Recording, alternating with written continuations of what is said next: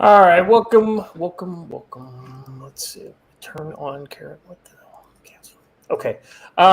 Welcome to the show, everybody. It is I, Scott, your fearless proprietor of the Future Conflict channel. Today with the Council of Future Conflicts, episode 386. Russia under attack and China making waves.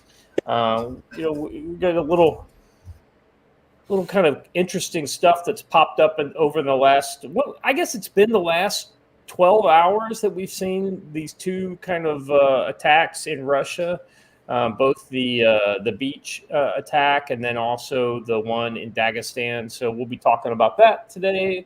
Talking about ATACMS cluster munitions. It doesn't make for a fun day at the beach when you have cluster munitions pop out overhead. Late and gay. All right. Well, it's part of the territory. A lot of other things going on. Some really, we're not going to get too deep into this today. We can talk about it. I think it's worth talking about, but at the same time, we're not going to show any of the videos. Just some real disturbing footage coming out of Ukraine. And I hate to say disturbing today, but it's disturbing. I mean, this kind of footage comes out every week, and it's continues to be disturbing, right? It's, it's very foreign to how I think. And so, Joe, I know you were saying that people are telling you that there's no war crimes going on in Ukraine. I think it's safe to say that both sides are committing war crimes on a daily basis. And anybody who ignores that is just absolutely crazy. Well, I think that's the worst part is I had a guy actually say that I never criticize Russia. And I think this show, we're pretty fair on saying both sides are equally evil in this conflict. Yeah. But it shows your bias when you absolutely will excuse everything the Ukrainians do by saying, but they're the ones who got invaded. Okay, you didn't say the same thing when the Taliban and Al-Qaeda were fighting our boys, did you? You didn't. So I guess it's just because it's anti-Russian. That's the problem. And I don't care. I don't particularly like either side in the conflict. But I'm going to be honest. When I see something bad on both sides, I'm going to call it out. It's just the way it is. And, I guess, the mentality is if you see your enemy on the battlefield, you go after them, you put them out of action, right? With whatever weapon you have at hand to do so. And just with all of these, suicide drones that they're using, the FPV drones going after these guys. It's just, maybe it's because we're seeing it, seeing so much high def footage. I mean, we've never, every war I think every war for the last 20 years, we've been saying this. Never before have we seen so much live footage or footage, high resolution footage coming out of the war zone, right? And it continues to get worse and worse and worse. And, I'm able to easily show somebody with my phone and just a couple searches through Twitter. Hey, you want to see what the reality of war in Ukraine is? This is it, right? And the thing that I find interesting, and given the people that I work with, is that so many, U.S. military members have no clue. They are absolutely clueless as to how things are going over there.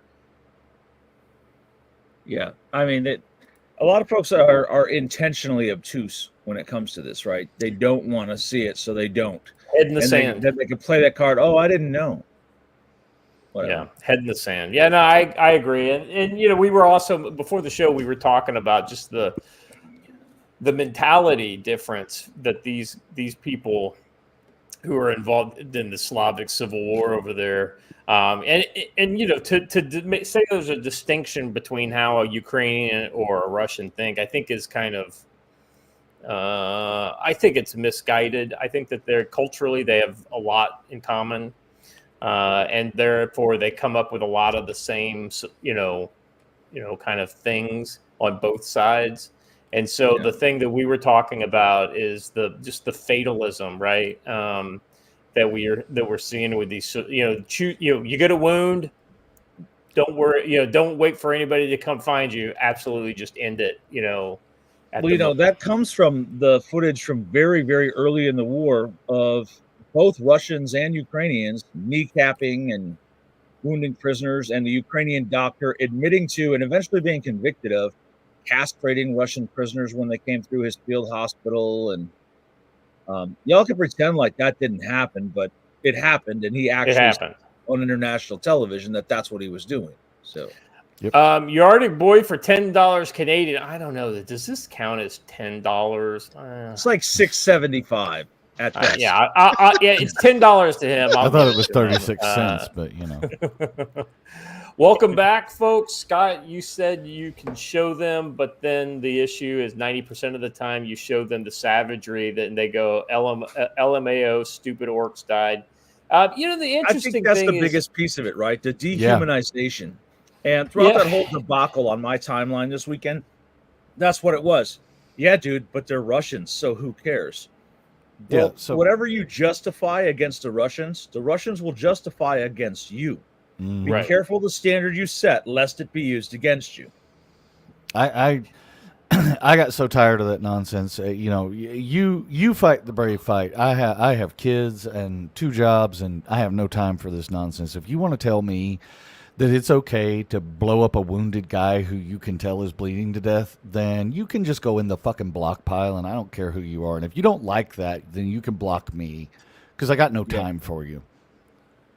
Yeah, I mean, for me, the thing that I come across is, especially when you talk to people in the real world, is less like NAFO, LMAO, stupid orcs died, and more just kind of like, well, I have no idea what's going on. I know that the war is happening over there, but I don't really know anything about what's going on. I mean, that's the kind of, whether they're a soldier in Korea or whether they're a factory worker in Michigan, right? Most people don't have time to really kind of get into some of the things that we get into. Like we on the show, like the guys who consistently are here in the council are pretty into this as far as, wanting to know. There's a curiosity. You guys in the chat, you may not have time to be able to go into some of the stuff that we go into, but at the same time, you at least care about what's happening, and you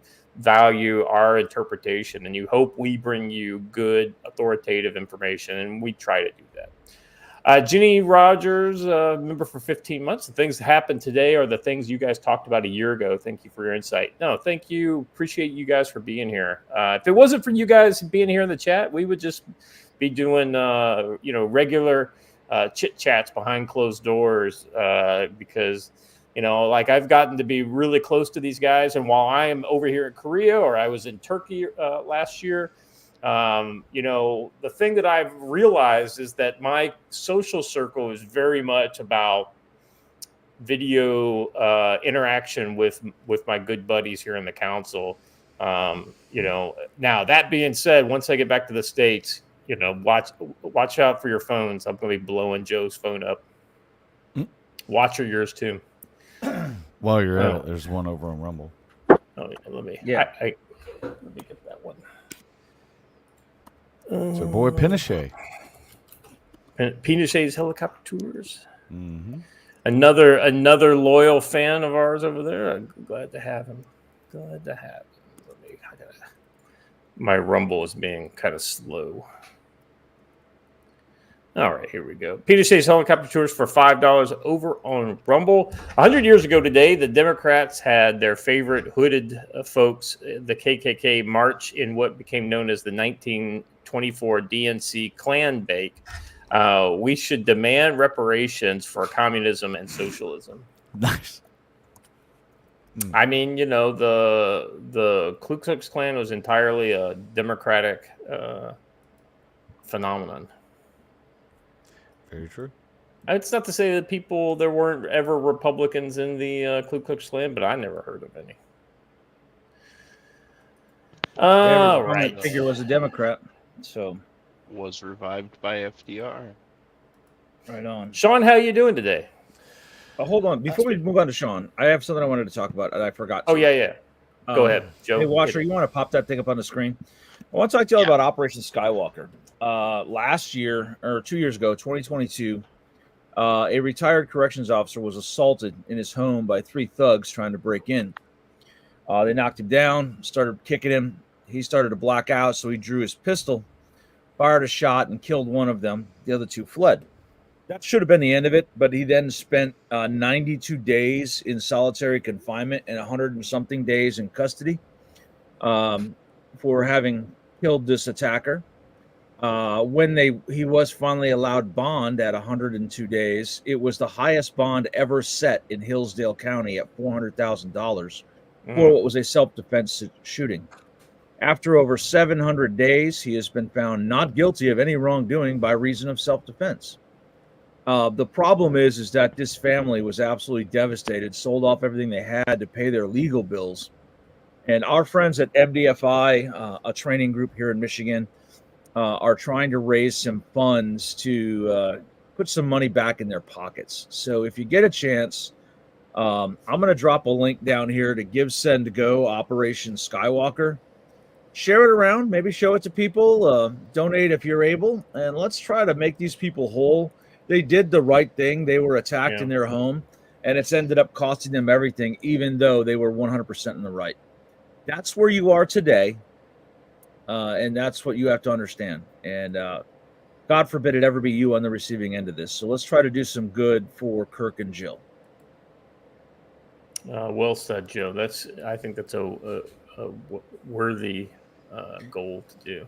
And listen, when I went to bed last night, we were at 14,000. We're now at 17,000. So let's make it happen. All right. Sean, how you doing today? Well, pretty good. Just be happy. Just be happy I didn't do because I had gone to you directly after the KKK thing, and I said, I was going to say, speaking of KKK, Sean, how are you doing? Nice. I didn't. I didn't say Sean lives in the one state that has fought the federal government and won. So he gets a pass. He gets a pass, right? All right. If y'all don't know what we're talking about, research the Utah War. It's very satisfying. Carry correct.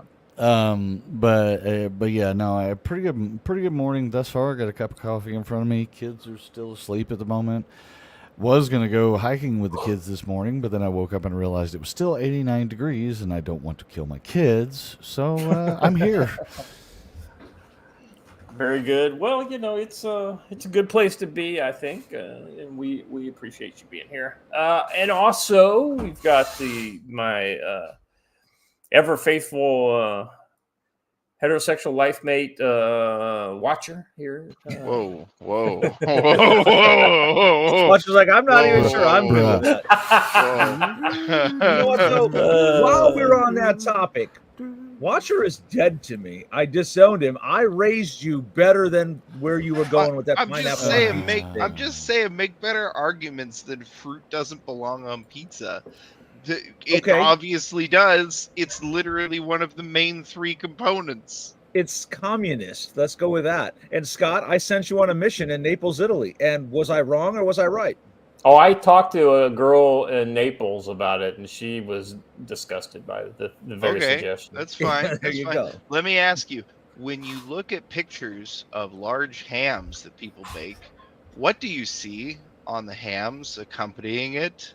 As an edible garnishment. That's not pizza. That's weird. Not pizza. Well, that's okay, just... so that is a valid I'll flavor be back in combination.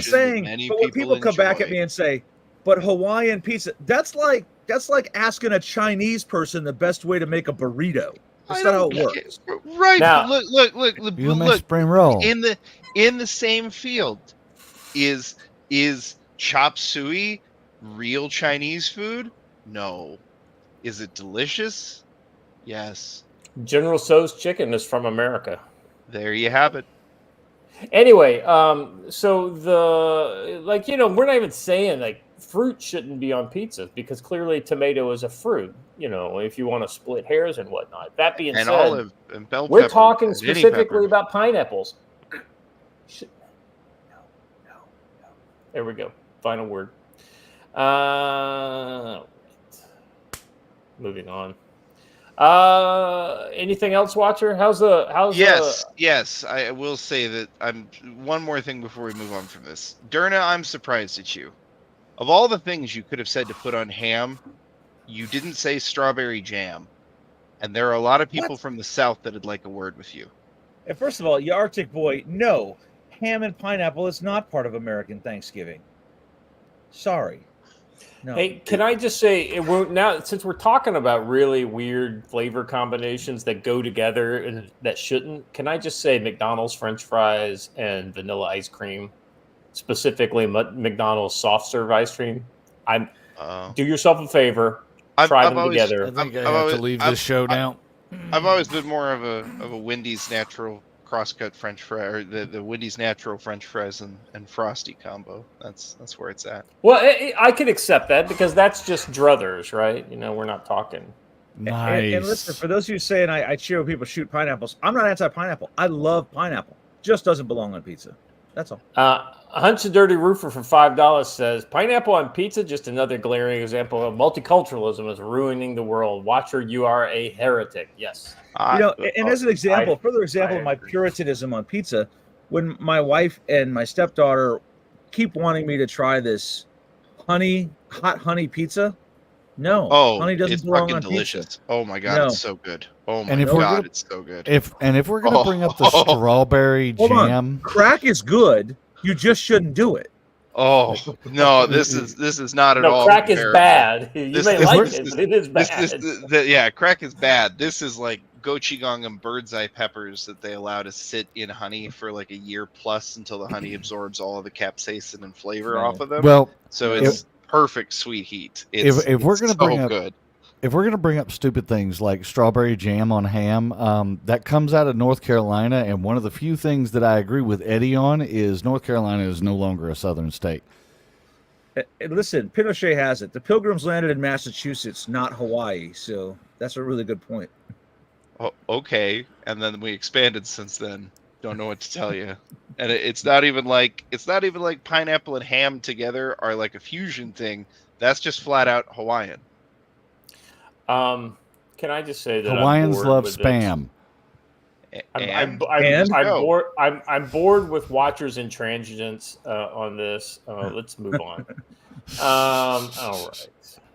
SpaceX leads reusable rocket race while China continues crashing boosters to Earth. Now, I don't know if you guys have been as enthralled as I am with the success after success of Elon's SpaceX efforts. It's like, a lot of people kind of roll their eyes at Elon and a lot of things he says and does. But I'll be honest with you. The one thing that kind of will always give him some sort of cred when he has a new idea is SpaceX, right? I mean, you just can't argue with the pace of operations they've been going on.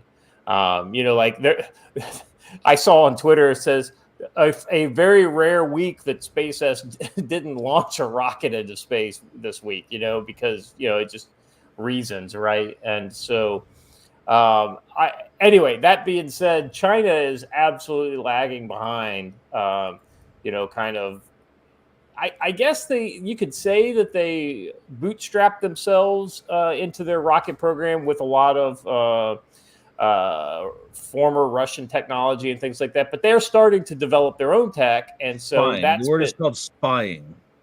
Well, some of it's buying and some of it's spying, and very recently we've seen them actually start testing a reusable rocket, a la the Falcon, and all that kind of stuff. So it'll be interesting to see if they are able to steal enough stuff from SpaceX in order to get that. But until they do, they have come up with a tried and true method of if you just go down to the China and space flight tweet down there. It's kind of further down. Unpopular opinion: if they're going to yeet me into space, I don't want them to do it on a used rocket. Bring me out a new one. Yeah, check this out, guys. Look at this graph here. So this is spacecraft up launcher provided. Let's see. Hold on. Let me get to. Yeah, this is spacecraft launched by provider in the right. First and so in quarter one, SpaceX launched 500 25 spacecraft, the most by any launch provider. And so that big giant number there at the top is SpaceX. And then, of course, the second number is China. Then you got Roscosmos, Rocket Lab, and then, all the other countries down there. ULA, that's the Boeing. That's the people who helped get Boeing's Starliner up there. It's still stuck, by the way. And then you've got actual mass to orbit on this next chart. And this is kind of interesting. And so clearly SpaceX, once again, absolutely I would ask dominates. what the IRGC launched into space in the first quarter. That would be interesting to know. Joe, that's one of the rockets that was supposed to come back down, but just kept on going up. So no, I can see the meeting now in Tehran. They're like, we've got that guy we captured. Hey, you remember the skit Jews in Space? I have idea. Yeah, we will not send dog. We will send captured Mossad. Anyway, so pivoting to China, where reusable rockets have yet to be deployed, a Long March 2C rocket launched days ago shows. Well, hold on, because this is important as well. Because the first, this is actual mass. You could very easily say, hey, 525. Okay, so if we're launching like mini sats and what have you, and it's just a tiny rocket that just puts up a mini sat, it's still impressive, but it's not nearly as impressive as when you look at this, which is the mass scale. That's how much we carried to orbit in Q1. Which, holy shit. Yeah, it's a lot. Yeah, and once they start actually getting the Starliners up and running, it's just going to even go. It's going to go exponential from here.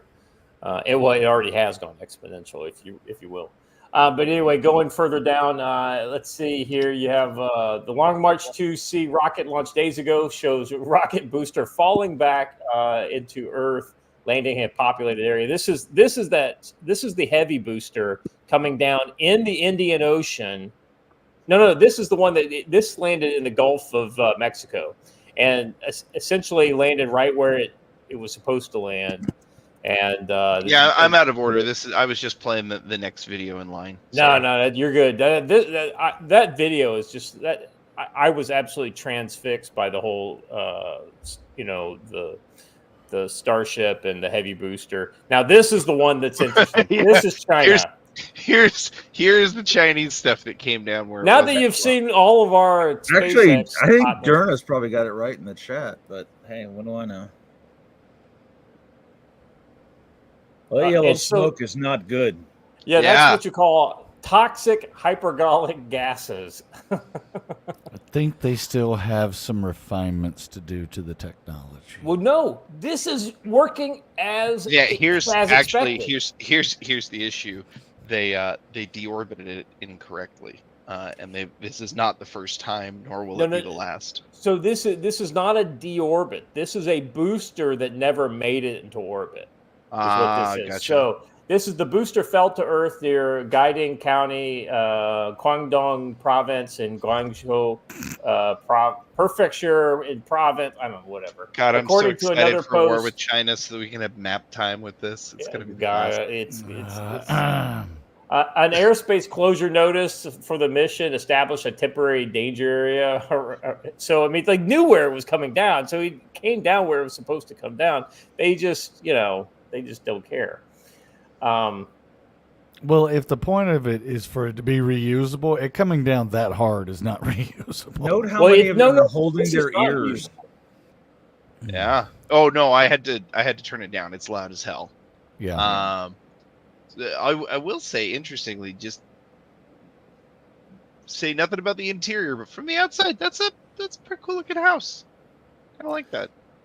Matt L. Joke's on you. That's a multi-story apartment building that 462 people live in. And joke is on me on that one. Go down to the next tweet underneath this one, and you'll see the actual rocket on the ground. Yeah, we can see the launch. Yeah, here's the launch. So what we're seeing is that bottom part here. That's the flames coming out of right now.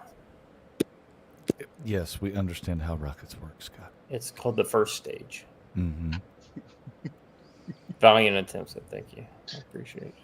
When we do this, we generally make sure that they have. I mean, even if we're not planning on reusing them, we generally make sure that these pieces are coming Fall down into the ocean.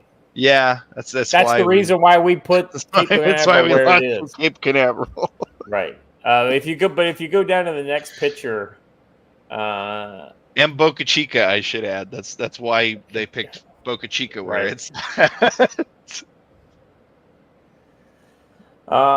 This is a tweet from Jeff Cloud. He says, what Elon Musk and SpaceX have done with reusable rockets, Falcon 9 and Starship is crazy. We are already taking this tech for granted. Landing boosters on a barge floating in the ocean is nuts. Meanwhile, China can't or won't even try. I'm guessing technically it's standing. So this is the booster after. I can't believe how intact it is. If I'm honest, he didn't explode. Can you imagine being the guy driving a fruit truck down that road? Squish. I'm not gonna lie to you. I can't imagine being the guy currently taking a picture of this thing while it's still off gassing. Yeah, that dude's fair gonna enough. die in about 2 years. Yeah, but that's half. Well, the he is people in upwind, China, so. though. You know, I mean, come on. They don't have what you'd call exactly OSHA regulations in China.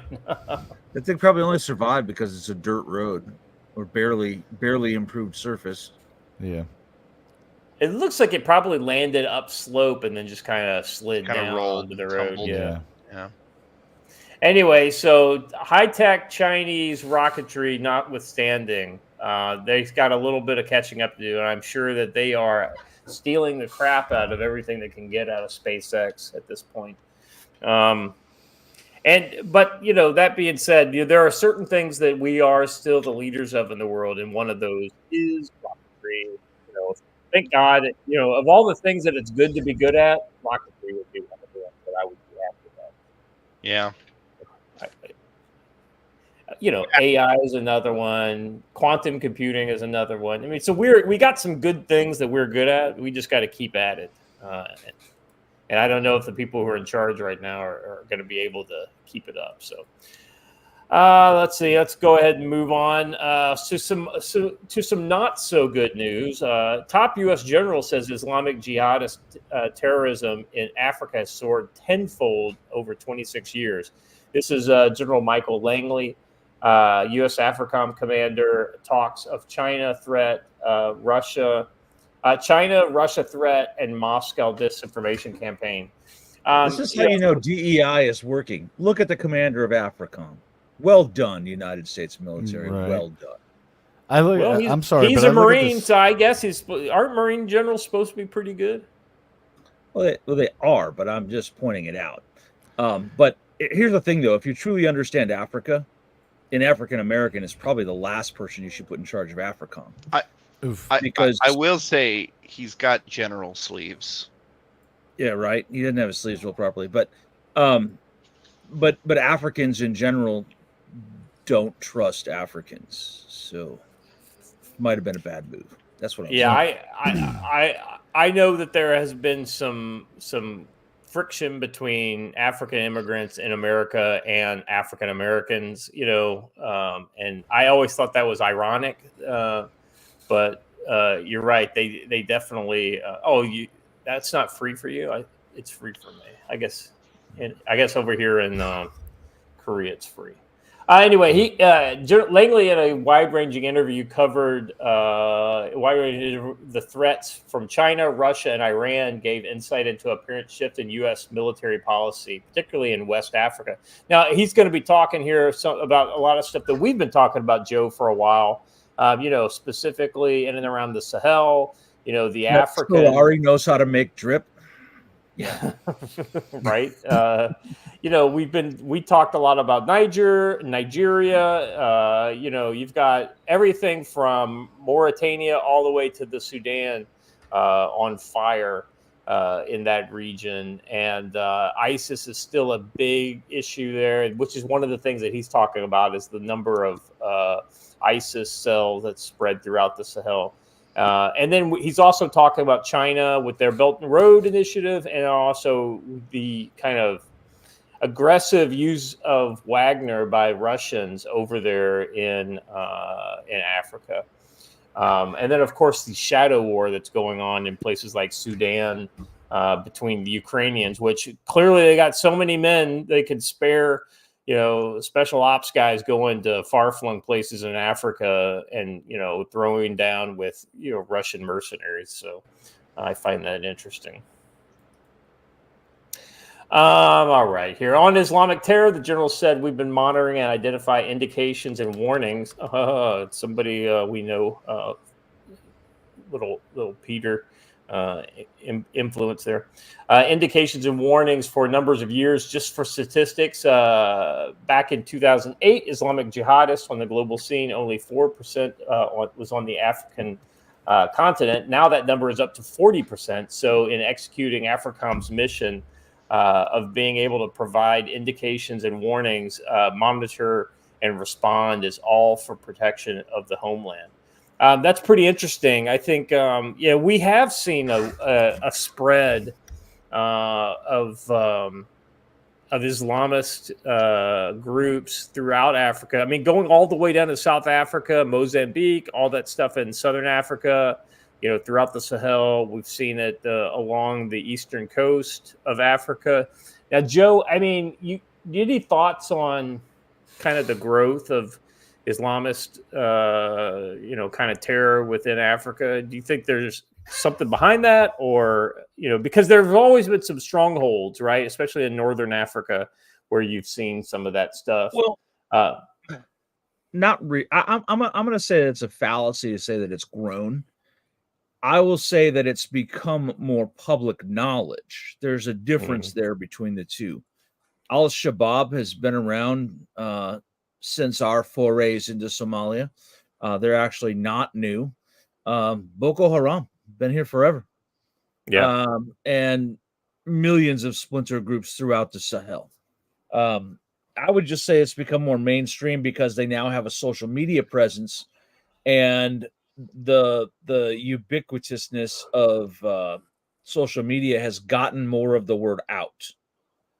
They've always been there. It's just that the difference with the last 15 years has been the increase of social media and the ability of Islamist groups to leverage social media. I think Al-Qaeda started it and ISIS perfected it. Having social media spokespeople who are getting their word out has made it more apparent that they're there. If you're a shepherd who's lived in northern Mali, southern Chad, this has been your entire life. These people have always been here. It's just that now the international community sees them and is forced to react to them. Before that, there was a saying that our friend Reaper loves to repeat and was featured in a movie. This is Africa. No one cares, right? That's the other half of the This is Africa thing, right? No one cares.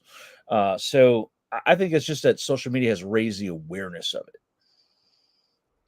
Yeah, that's another issue, right? Is that because it happens in Africa, it just is not as important, right? I think with the spread of African refugees throughout Europe, I think we're going to see how important that, because I think dismissive Europe has been fairly.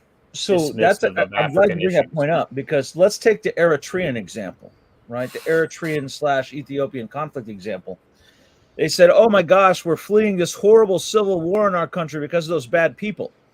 And then they get to Hamburg or somewhere in the north of France, like, "Oh wait, that's a guy from the other tribe. So I'm going to go get my stick and I'm going to go beat him up, and then he's going to come back and blow up my cousin's house." The problem is the people, not the geography, right? The Eritrean conflict has now hit probably 25 countries around the world, including the U.S. We had some scattered rioting due to the Eritrean conflict, I believe, in Minnesota and Washington, D.C. areas. So, again, it's a matter of, as these people spread out, they bring their conflicts with them too. That happens from everyone, right? It also happened from the Serbians.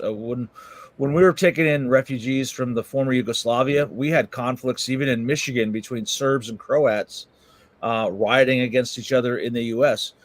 It's not just an African problem. It's a European problem. It's an everybody problem. You bring people from conflict zones, or conflicts spread throughout the world, and awareness gets raised. I think that these guys have always been in Africa. I will say I think that ISIS playbook spread throughout, and also the franchise of ISIS has increased the level of violence and I guess both the notoriety and the publicity that they have sought, and like you said, that's partially due to social media, but I think they are a lot more brutal now than they have been in the past. What gives me the most pause about the Good General's video is the fact that he's saying it. The fact that he says it indicates impending U.S. action in the region. Yeah. That's how we always justify it. Well, there's been a rise of ISIS or other Islamic groups in this area. That all of a sudden we increase our involvement. So he's saying this at a time when we're being thrown out of Niger. So I would look for a re-entry of us elsewhere on the continent.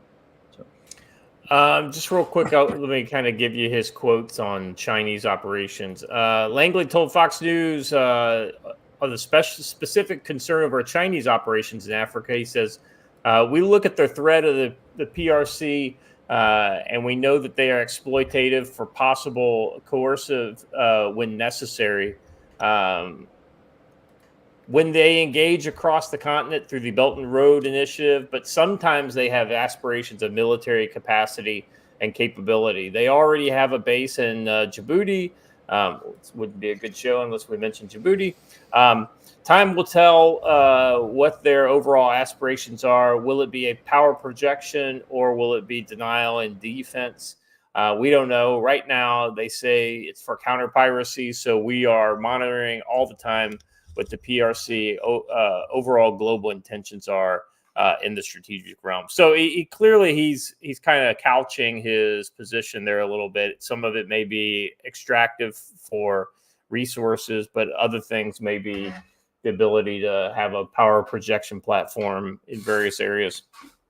And then talking about Russia, he says, yes, in the last few years, we saw the activities of Wagner encroaching upon a number of African countries, and then the sowing of seeds of disinformation, trying to get to be the security partner of choice in a number of these countries across the Sahel, all the way down to Central African Republic and as far north as Libya.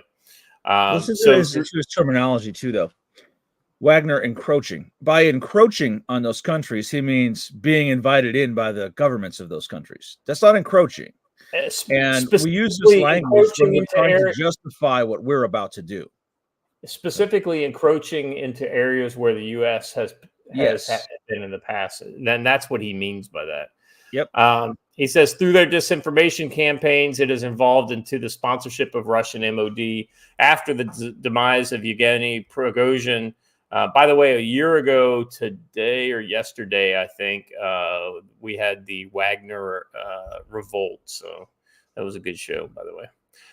So we're seeing that, and we are monitoring that on a full basis to identify what overall strategic imperatives and aspirations of the Russian Federation. So interesting stuff there. I think it's good to know that there are people within the government that are following this. I just don't know that we are going to come up with the correct policies, both top down from the administration and bottom up from the folks out there in the field. I hope that we have competent people, out there, but you never know. You never know. All right. I mean, I don't know. I don't think that Africa is the kind of place where you're just going to ever just put a lot of U.S. Force projection into, but crazier things have happened. All right, guys, this last one I want to talk about here is a little on the disturbing side. Now, normally we would kind of throw this stuff into the Friday show, but I think this is important to talk about. DHS, Intelligence Expert Group, classified military service, religion, and Trump support as indicators of domestic extremism and terrorism. Now, Joe, were you in the military? Yes. Would you call yourself religious? Yes. Have you supported Trump in the past? Yes. I mean, come on. You voted. You voted for Marginally, them. yes. Yeah. Yeah, but Oh, you know, this is while it's all surprising to see it come hallmarks. out, this is not surprising at all. Yeah. Right? I Yeah. said a while back that they're going to do everything in their power to make Christianity illegal. Now we see that, as Sean points out on some of his content, that it's now you're not allowed to be an adoptive parent if you're a Christian anymore. Yep. Or there are more hoops to jump through in order to do so. Yeah, I think that's state by state, but right. I think that we're Yeah. starting to see some kind of, Christianity is the only Oh no, religion. this was a Biden executive order. Let It's me see if actually I on can the find it. federal guidelines. Yeah. Yeah, if you can find it, that'd be good. I want to make sure we're being authoritative and accurate. But while you do that, let me read a little bit of this. A now disbanded group in Joe Biden's Department of Homeland Security classified Trump supporters, members of the military, and people with religious views as persons likely to commit domestic violent extremism. This is a newly released internal file show. The DHS announced the formation of the Homeland Intelligence Expert Group in September 2023 to provide advice and perspectives on intelligence and national security efforts to the department. But according to American First Legal, it was completely partisan group designed to provide top cover for the department's radical agenda. Now, Joe, we've seen a lot of domestic violent extremist attacks in America, but the crazy thing is that I'm seeing is that the common thread has been adherence to far left radical views of various types. Well, they're kind of right here because the trans agenda has become a religion. It's become a cult. Yep. And it demands primacy. It must be the state religion. And that's where you're seeing all this domestic violent extremism. You're also seeing it somewhere else that they pretend that it doesn't happen, although it happens at least once a month. A life is taken by it, and that is the Black Hebrew Israelites, or the pushing of sovereign citizen ideology on that side. It's craziness. Well, and then we also have had incidents involving radical extremists from the Islamist side of the, kind of ledger. So, there's a lot to be said for people who have quasi religious points of view, causing, because ultimately a true believer is willing to do all kinds of terrible things in order to, whether it's inspired by a non-theistic left-wing neo-Marxist religion, or whether it's a, one of the largest religions in the world with these troubled Islamists, right, which are perverting what is generally peaceful. No, not really. I mean, the Muslim Brotherhood really changed the nature of Islamic interaction with the Western world.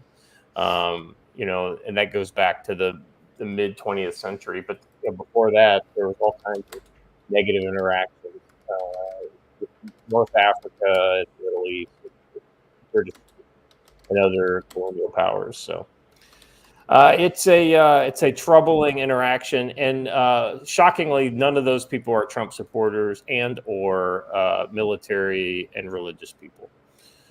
Shocking. I know it's true, but shocking. It's only going to get worse as this year progresses. So in the private chat, I dropped a tweet that's got a snippet from it. This was April 29th while you and I were in Montana, Joe. The link under it is from HHS itself. This was an HHS directive, April 29th. I think it was technically made on the 26th, but released on the 29th. If you are not willing to do the LGBT things, you will be deemed unsafe and unfit to be a foster parent in any system, and the states will either do this or they will get punished for not having done this. Yeah, just to read some of this. Extremists. Just to read a little bit of this. I've never seen this before, so this is kind of... And, okay, in fairness, this is clipped out, but I think this I sounds gave like you it the probably. whole website behind it, but you don't want Yeah, to go through it 'cause it's I know. long. The reason I'm going to read it is because I believe it probably is from an accurate source. It says here the rule, the euphemistically named safe and appropriate foster care placement requirements will require foster parents to utilize the child's identified pronouns, chosen name, and allow the child to dress in an age-appropriate manner that the child believes reflects their self-identified gender identity. But see, And therein express. lies the problem. None of these children that are trans dress in an age-appropriate manner. Right. Correct. It says Now- here, those who do not affirm the LGBTQ rules because of their Christian faith will be deemed unsafe by the Biden administration. Now, this is a statement by the author of this article, and not. No. But still, it's in the thing. So no. I'm saying that the quote up here is from that because it's a quote, right? This one that's highlighted here, it says those who do not affirm LGBTQ rules because of their Christian faith will be deemed unsafe by the Biden administration. This is a sentence written by the author of the that's article. commentary. Yeah, That's commentary, right? I just want to make sure that I'm being clear on what is commentary versus what is quoting, and so that's important. I think it's not because we're trying to bend anything; it's because we think it's actually important for you to know what's out there.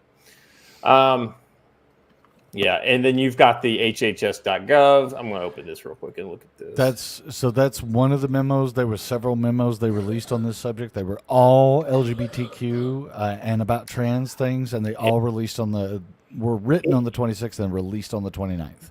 In what looks like the executive summary at the top, it says here that protects against discrimination by codifying that Section 1557's prohibition against discrimination based on sex includes LGTB. I got that backwards.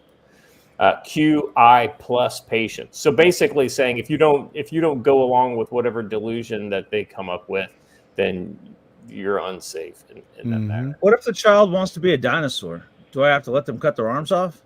Right. Now, Joe. Only raw meat? Oh, the T-Rex had arms. It was just very small.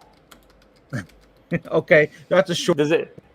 Yeah. You cut the arms off and you just put the hands coming out of the shoulders. I think that would be the appropriate response. All right. Yeah, I'm not going to read this whole thing, but yeah, there's some, just even in the beginning, the executive summary, there's some wazoo shit there. And this is a government website. I'm Corgi 1999. Now that ain't Canadian money. If you look at the language that the left is using, they are preparing for war. For example, they are openly on MSNBC talking about preparing for right-wing death squads if Trump wins the election. This is war. Yeah. And so here's what they're doing. I'll tell you, you're more guaranteed to get right-wing death squads if Trump doesn't win. Well, they're trying to get somebody to kill Trump. That's what they're trying to do. This is projection. They know that there are people who are ready probably to enact some sort of left-wing, kill teams on the, hopefully are they not already killing people regularly? Because I mean, right. Yeah. And, like I said, this kind of goes back to those violent domestic extremists, right? But the difference is those have mostly been onesies and twosies out there. I think what we're going to start seeing is a much more organized response. Basically, if we can't win in the ballot box, we're not going to let you, get away with this, that type of thing. And I think it'll start with political assassinations, but eventually people will go after influencers and other people in the right there. Go register. So thank you, Well-Armed Corgi. I think that's exactly right. And did I miss another one? No, I think I got them all. Okay. Anything? Oh, I did this one over on random PNW guy over on. Sorry, I had my Rumble chat off. Random PNW guy 84 for $10 over in Rumble says perhaps the DHS could arrest every military chaplain as they have 2 of the 3 blocks checked for DV. I gotta. This just came across the desk, and it's too relevant to a former segment not to. So we're talking about China And the fact that essentially anything that they can't steal, they have a very hard time doing for themselves. Xi Jinping literally came out and said that this morning. Quote, China's original innovation capacity is still relatively weak, and some core technologies are restricted by others. Nice. So, Rick, I'll address what your thing. What, 2 months before Pride Month? The thing you got to realize is they said this September of last year from the White House, and this is just the memo finally putting it to paper. But September 27, 2023, they said that they were going to make trans very important in foster care. All right. Hey, I'm anyway. This is this article I thought was interesting. It's not an article; it's a commentary, but I thought it was interesting. So you can find it over on American Greatness. That's amgreatness.com.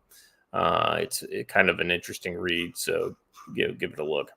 All right, real quick, hey Joe, we got an event coming up and some training happening around that event.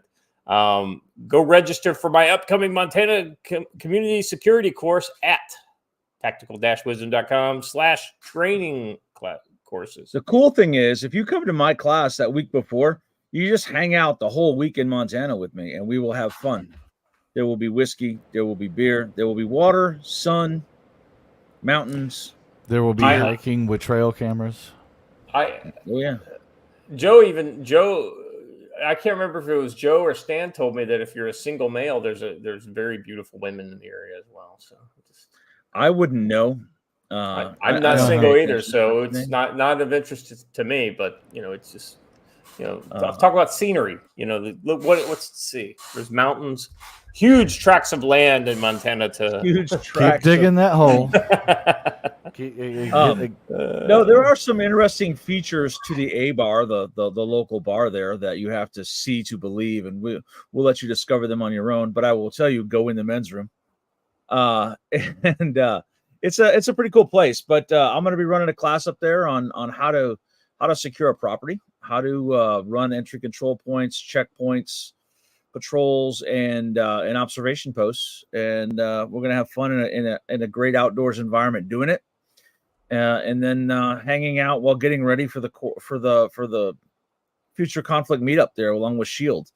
We're gonna have a great time. So come and join us. Seriously, I need someone to pay for my gas. So come on. No, I'm just kidding. For the meetup that we're going to be doing that weekend of the 2nd, 3rd, and 4th. For that who do we know has confirmed thumbs up they're going to be there as far as other members of the community? Stan will be there, and I told Stan that he has to do whatever he can to make Jim be there.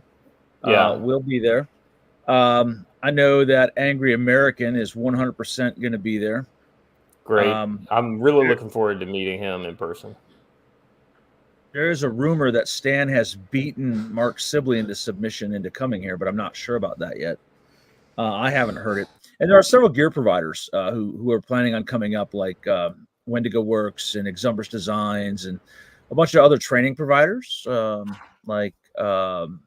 some wilderness first aid training providers and other tactical training guys coming out and running booths. It's going to be a great time. There's going to be a lot going on, and we're going to have fun. More importantly, I think Hunch the Dirty Roofer will be there live and in person. So I can't wait. Will be there. We've got Natalie. I think will be there. Don's going to be there. Who else? We've got the Yardic Boy's going to be there, right? I will be there. I will be there. I may need a little help with the financing to get there, but I am available to be there if we can come up with the funding for me to get there. Well, we can always fundraise. I got to raise my own funds. I don't know. Hey, you guys know we all have to raise our own funds to get there, man. I was looking at the plane ticket to get there right before the show started. Boy, it's gas prices are going up, I guess. It's not as bad for me, but it ain't pretty. I mean, everyone has to fundraise to get there, even the people attending, right? Yeah, there you go. You Arctic boy. My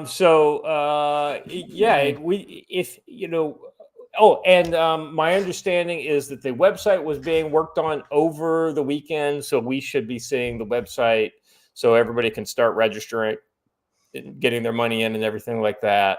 And that's for the CFC portion. Over on Joe's page is where you sign up for the classes that'll be going up the week prior. And if you guys come out there for an extended stay, I'm probably going to get there either Wednesday, I think. Hopefully we could maybe do a hangout or something.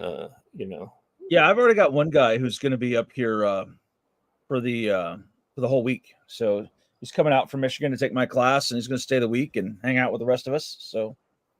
Looks like we might have a Hunter sighting. He says Don bullied me into it.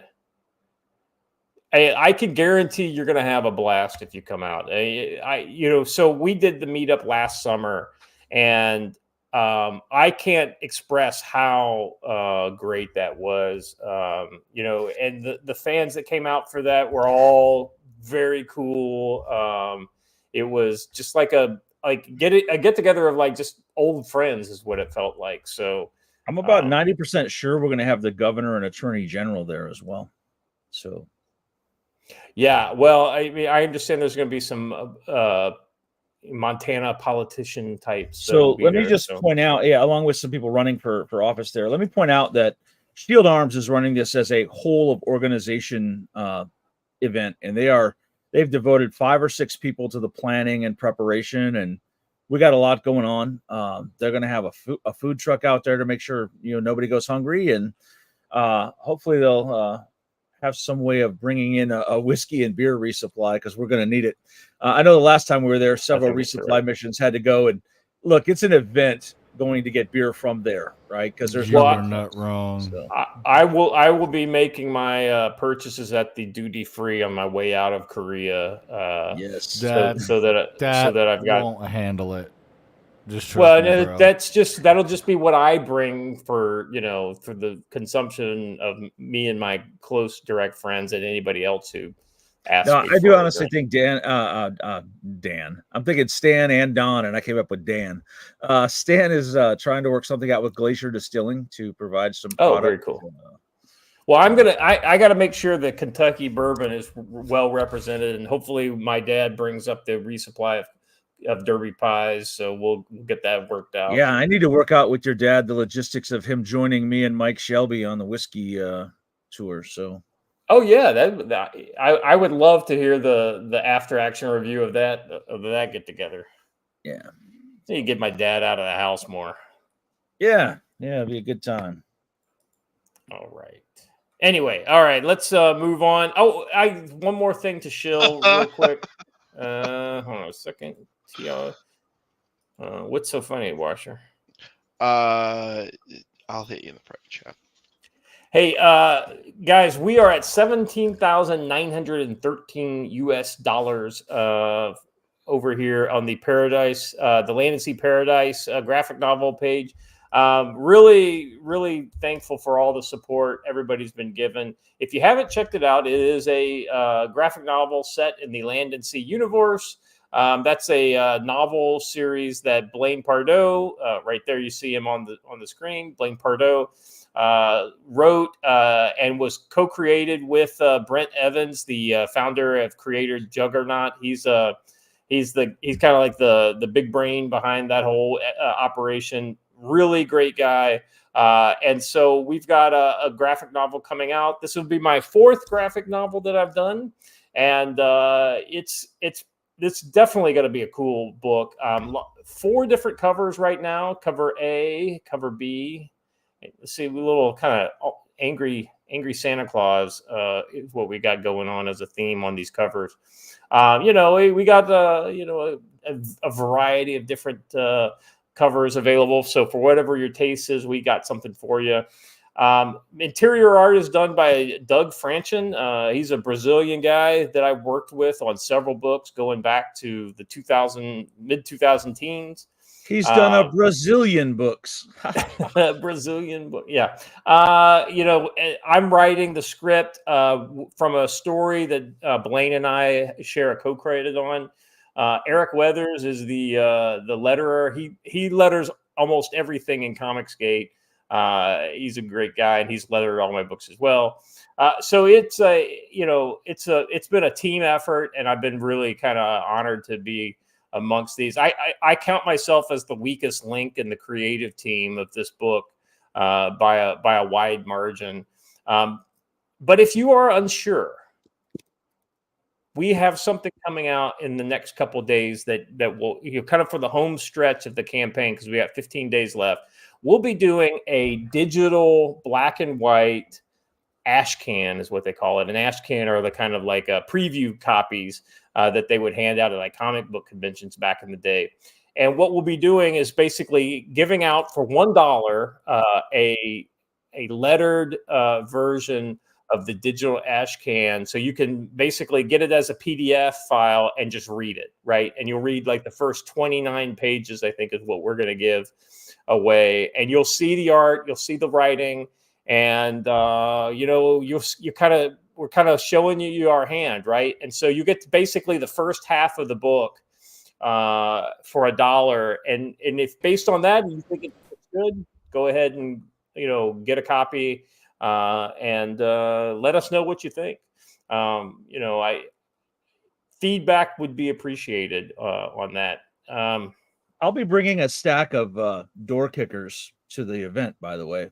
For anyone who very wants cool. to buy Doorkickers. Yeah, Joe's got the first Doorkickers book, and we're getting ready to go to print on the second Doorkickers book right now, actually. So anyway, that's Land and Sea Paradise. So if you haven't helped us back that, please do. If it's not for you, maybe there's somebody in your life that would appreciate it. So definitely check it out. All right, that's all I got for that. So stop sharing my screen. By the way, we're almost 18,000. I don't know if you guys saw that part. Just about $75 away. So, all right, let's jump into the main story today. Interesting. These two kind of incidents in Russia coming, very close together. Very different types of incidents, but very close together. I dare say they may have been coordinated. Well. When Ukraine's involved, I think Ukraine would go a long way to cause problems for Russia. That's for sure. And so would the West. Children amongst the mass casualties after U.S. supplied missile targets crowded Crimean beach. Now, the initial reports that I'm hearing is that the beach wasn't directly targeted. It was just kind of a collateral kind of situation. Watcher, didn't you say that they had intercepted like 4 out of the 5? No, they intercepted all 5. 4 of them were clean intercepts. The 5th was wounded and crashed. So it didn't go to the target, but it fell probably short and then spread its submunitions over. I was going to say, let me remind everyone of the beginning of the Ukraine war, when all of the NAFO bros and the collective left were screeching about the Russian use of cluster munitions in urban areas. Strangely silent today. Mm-hmm. Yeah. And there's an air base beyond that beach that they were going after.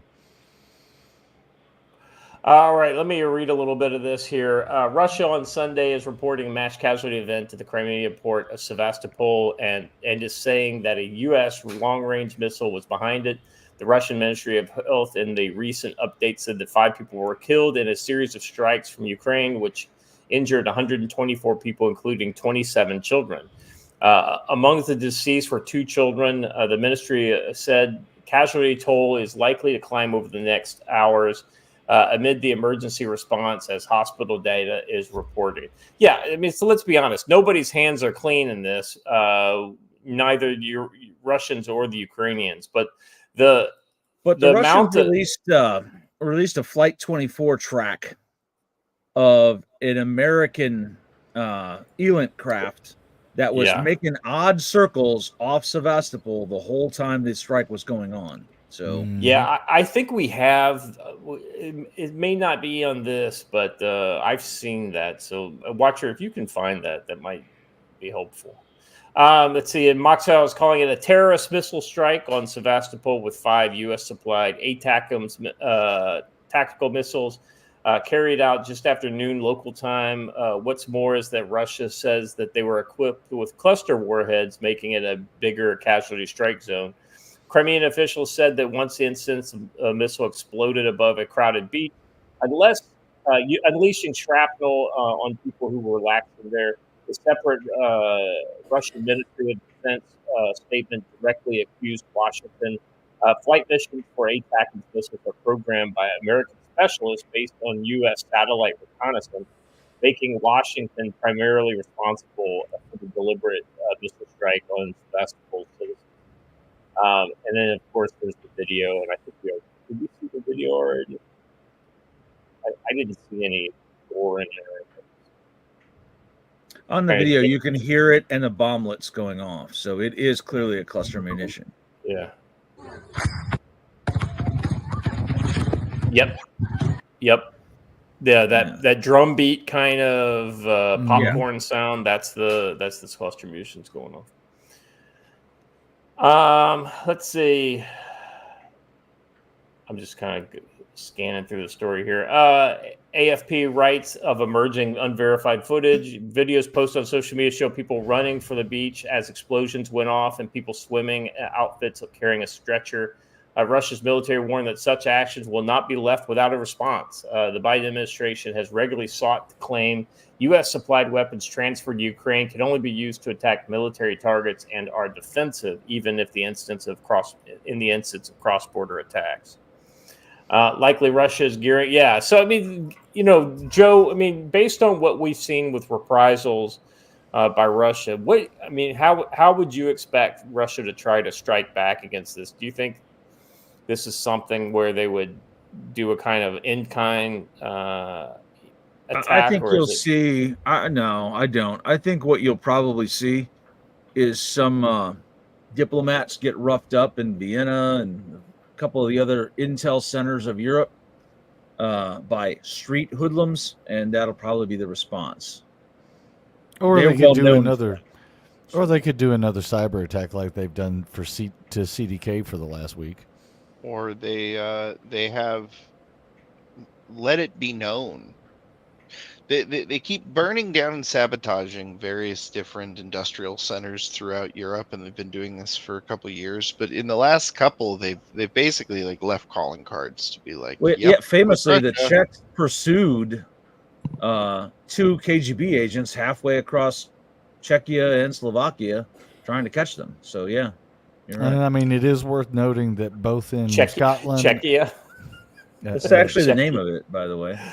I've never heard that before. That's the name of it. It's worth noting that there's currently an industrial facility in Scotland that just blew up, and one in I think South Korea. Yeah, there's a lithium battery manufacturing place. Hey, Stormy's in the house. Ola just sitting over here wanted to say things. I do gotta say that I don't know if you guys know this, but as long as we're acknowledging viewers doing amazing things, I don't know if you guys realize, but Thunder B is in Israel right now doing on-the-ground reporting. Who? Thunder B used to. Oh, okay. It's out in our intel gathering side. Yeah. Oh, yeah. She's over there right now. That's my understanding. Wow. All right. Very cool. Well, so I think this is. I don't have any knowledge on how the targeting of these kind of operations go, but it makes sense with a operational weapon like the ATACMS that I think there.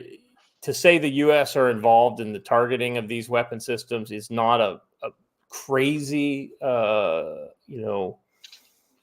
supposition to make. I think that's fairly, I think it's safe ground. I don't think you're going out on a limb there. So to the Pinochet has a extent, fair trade for us. I hope Russia doesn't take out Taylor Swift in response.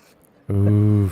I think. well, I mean, Watcher, was it you that said? I might call that one fair. Was it you over the weekend that said, "Run, don't walk, and leave the DC Metro now"? Well, I'm just saying, man. Like, Yeah, I think they're a little more stable than that. What I think will probably be the most likely response is let's keep in mind they have a Russian task force in the same area that Iran has an airborne task force, in the same area that Venezuela has an amphibious task force. They're going to say, in response to American aggression, we're going to provide cover for the Venezuelan operation that's about to go on with Iranian support in Guyana.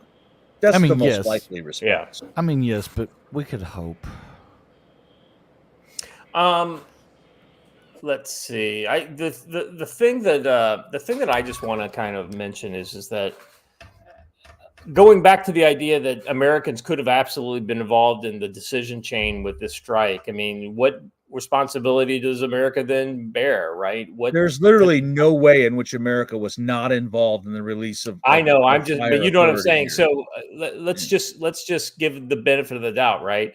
Yeah. So we're probably involved. To what extent, we can't say for sure. That said, what responsibility does the U.S. bear for something like this?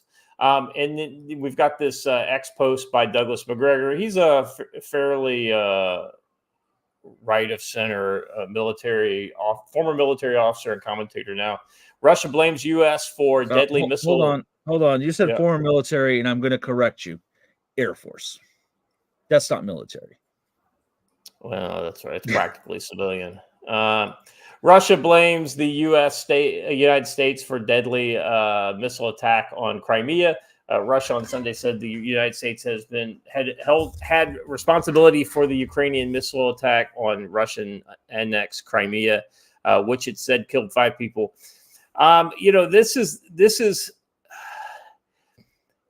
This is one of those kind of things where you're hearing voices within the U.S. saying, "Listen, what are we doing here? What is our, why are we involved in this?" And so this is something I think we're going to see become a bigger issue within the election as we continue. People just don't want to get involved in this stuff. And I've said it from the beginning that you want the killing to end in Ukraine. Stop giving them all these weapons that we don't have the money for. I mean, yes, there's that. There's a friend of mine and Don's, Clint, said last night that don't let them lie to you. They want this war. They want to be drugged in this war, and that has always been the goal. And it's getting harder and harder to argue against Mr. Russell on that. Well, I mean, there's something to be said for there's a big contingent within Washington that really, really wants Russia to be the United States enemy going forward. They think we can beat them. So it's kind of like China, Russia, hey, I wouldn't mind going to war with Russia. I mean, that's the kind of mentality. They think that there is money to be made going to war. And that's not the case. Maybe for them, but not for people like us. All right. I want to move on here. So that's not the only attack within Russia recently. We had in Dagestan, we had a large terror attack on synagogue and Orthodox churches in Russia's Dagestan. Unknown terrorists went on a rampage using automatic weapons against religious sites in Dagestan, Russia. On Sunday night, authorities in the southern Russian Republic situated in the Caucasus say that police officers were killed and wounded as the government targeted a synagogue and an Orthodox church. Now, Dagestan is right next to Chechnya. It literally shares a border with Chechnya. Dagestan was one of the areas that Chechens were hired to put down the Dagestan revolt. So... Well, I was going back further to that. Dagestan was a place where a lot of the Islamist Chechen rebels kind of matriculated to once life got a little harder in Chechnya, and that's where the Shamil Basayev, the leader of the kind of Islamic wing of the Chechen rebels, especially in the Second Chechen War, ended up getting killed there in Dagestan. So that was a long time hangout of radical Islamist Chechens. At least 9 are dead and 25 injured. An Orthodox priest was also slain. A fire also resulted in a synagogue, with emergency response crews subsequently battling the blaze. Some reports say the 2 Orthodox churches were hit in the assault and the priest was killed. According to the Russian state-run TASS, at approximately 1800 Moscow time in Derbent, unknown persons fired at a synagogue and a church with automatic weapons. According to preliminary information, 1 police officer was killed and 1 was wounded. Russian Internal Affairs Ministry said they indicated that in Makachalakala, unknown persons fired at a traffic police post on Ermoshkin Street. The interception plan was announced, and the identities of attackers are being established. It'll be interesting to see who those attackers are. What do you bet? It's going to look an awful lot like the attackers on the on that Russian theater earlier in the year. With the ISIS identifier course, or ISIS K. As soon as it came out, I said, "Hey, this is whatever ISIS cutout we're currently using." Yeah, it's quite possible. However, there's a little serendipity, because is it possible this is just somebody piggybacking on all the anti-Israel sentiment right now? Because the same time this place was getting attacked, synagogues were getting attacked in L.A. Russian Orthodox churches are not Jewish, so but they burned this the would synagogue lean in the more process towards of this Muslim attack. than just anti-Jew. Yeah, specifically in the area, and so there has been this. What country were the theater attackers actually from? Was it Dagestan or Tajikistan? Tajikistan. Oh, okay, all right, next door. Yeah, the other side. And supposedly ISIS K took responsibility for that killing with Ukrainian money. Right. Well, so let's see. Let me get to this next tweet here, because that kind of goes to some of the potential identities. People forget. Let me just say this thing. People forget that at the very outset of the Ukrainian war, both Al Qaeda and ISIS offered assistance to the Ukraine. Just putting it out there. Yeah. By the way, I that's a good catch. I thought that was him, but yeah, I corrected myself in the chat earlier. Yeah, but McGregor, he did great at the Battle of 73 Easting, but he's sort of like a Mario Nafwal kind of guy at this point. Everything is I have not been 100% on board with everything I said, but a lot of this stuff is good, but some of it's a little bit out there. So he's been more right than a lot of other people are. And by the way, I think he was like a company commander at that time. Maybe a major. I don't know. He could have been a battalion commander. All right. Well, I'm going to have to hop out and go dad, so you guys have fun. All right. We'll see you. McMaster, he was I think he was the battalion commander for the operation.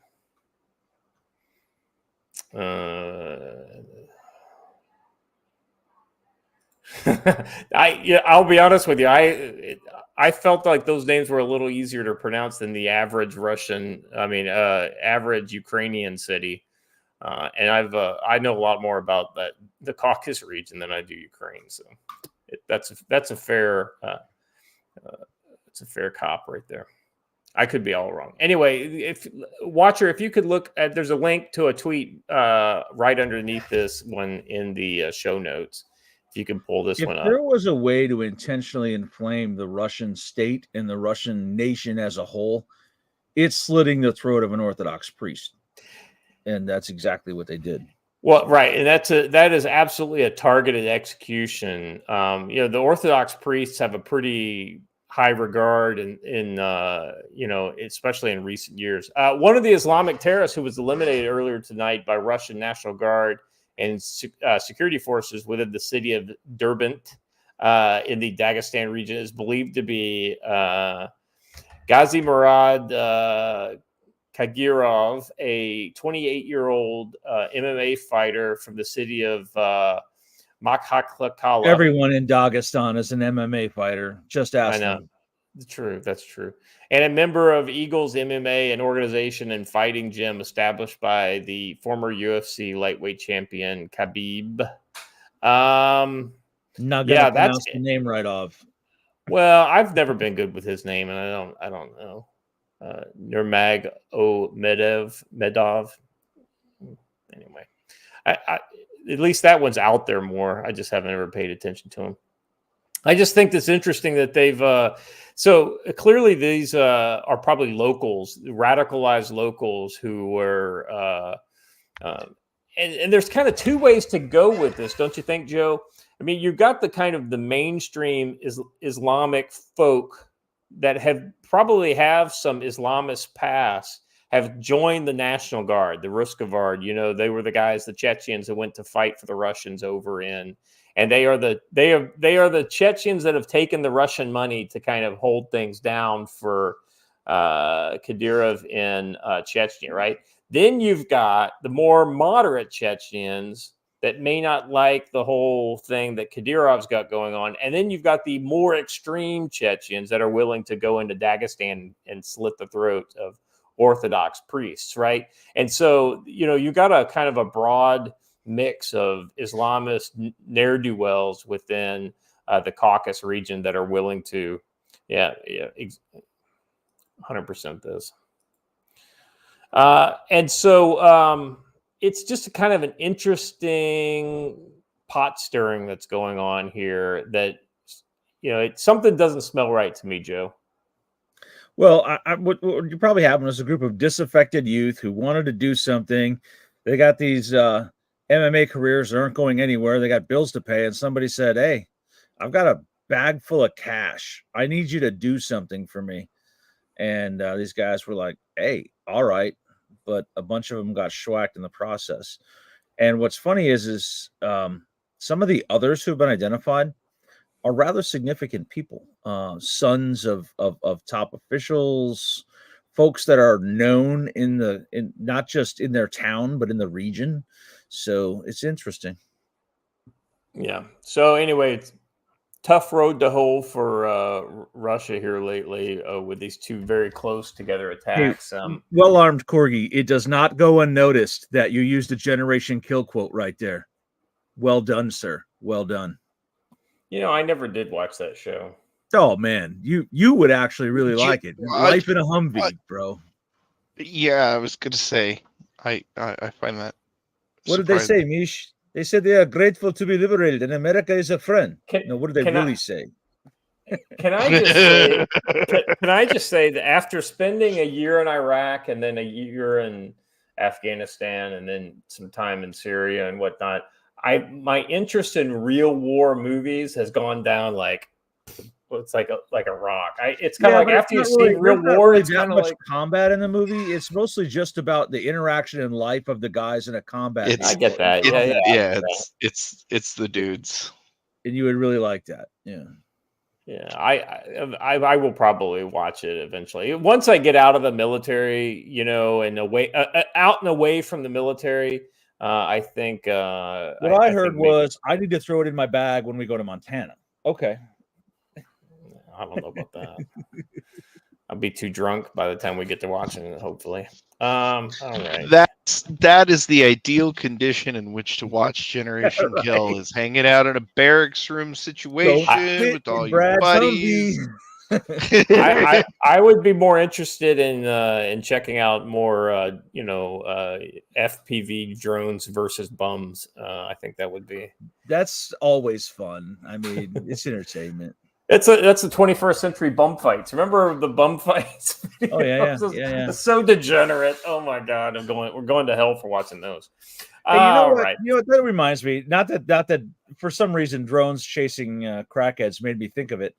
But if you guys follow Father Abraham on Twitter, he's actually a great account. He's got his own blog and everything. he was there for our first classes in Montana. He's coming to the August event, Oh, and he's a very great cool. dude to know. Leo's a fun guy. So Yeah, I'm looking forward to we're gonna have to separate the kind of the drive part of the camp versus the not drive part of the camp, because I would hate to have my low tolerance for alcohol. just because his name is Father Abraham doesn't mean he doesn't drink whiskey. That's true. That's true. All good men of God appreciate whiskey. Durna, I can tell you, if you come, I will probably get pretty drunk because I don't drink alcohol.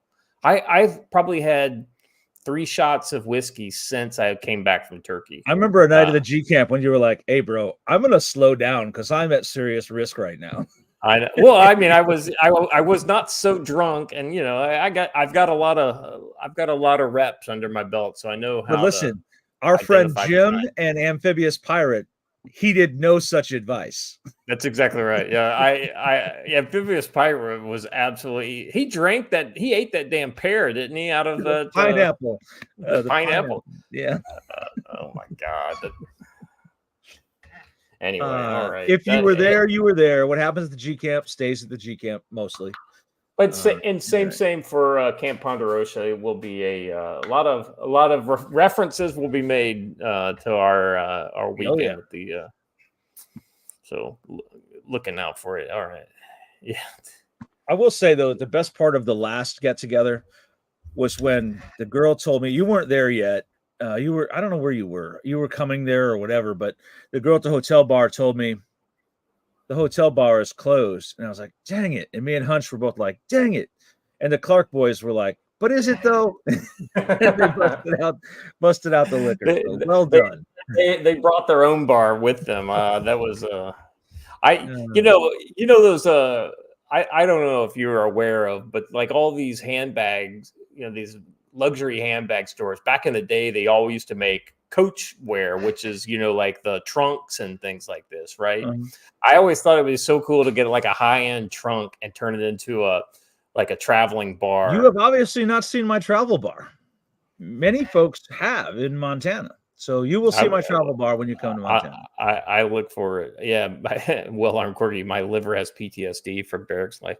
My liver has PTSD from life. In multiple, probably the most drunken time of my life. I don't know. It's really hard for me to pin down just one. There were so many. Yes, Joshua, they were thrown in the towel way too early. It was only like 10:30 or something. Yeah.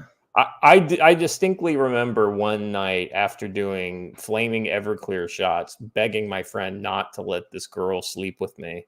I do remember that. I was very that drunk failed that miserably, clearly. No, actually it worked because she was right there and overheard me and got really insulted by it because she had been kind of macking on me. So that was fun. Anyway, all right. On with China making waves segment. Chinese company compliance with U.S. anti-Russian sanctions is very, very consequential. So the entire thing, this is kind of like the whole theme of this, is that there's a lot of stuff happening in the news where they are just looking for any kind of daylight between China and Russia. Oh yeah. Right. I mean, that was like, so